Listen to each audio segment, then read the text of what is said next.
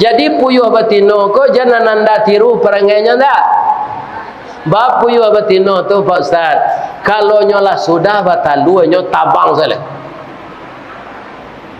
Nyo tinggal setalu ko. Ya kan? Ndak tentu kama painya. Apa yo jantan kalau itu sedia teh pematang hari kaujan kama labini dan tadi. Talu ka diaraminyo pai.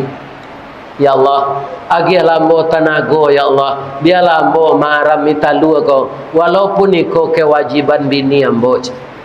Sambil maram ko Pak nyoimbo jo bininyo. Ibu wak menengah puyuh jantan maimbo bini ko Pak. Larui perhatian wak.